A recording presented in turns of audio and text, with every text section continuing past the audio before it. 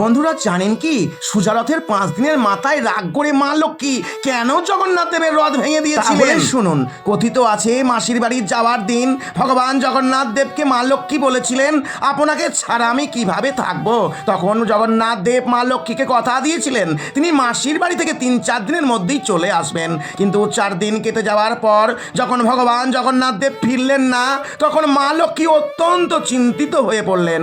5 দিনের দিন মাতা বিমলার পরামর্শে মা লক্ষ্মী পালকি করে গুন্ডিচা দেবীর মন্দিরের সম্মুখে উপস্থিত হলেন। লক্ষ্মী আসছেন এই খবর পেয়ে ভগবান জগন্নাথ দেব মন্দিরের দরজা বন্ধ করে দেন।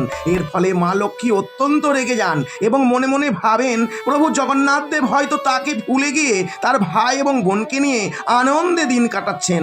অত্যন্ত রাগ এবং কষ্টে জগন্নাথ দেবের রথের কিছুটা অংশ তখন তিনি ভেঙে দেন।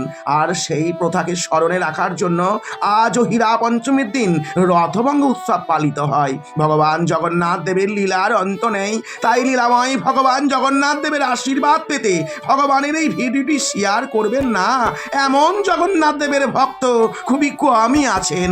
জয় জগন্নাথ।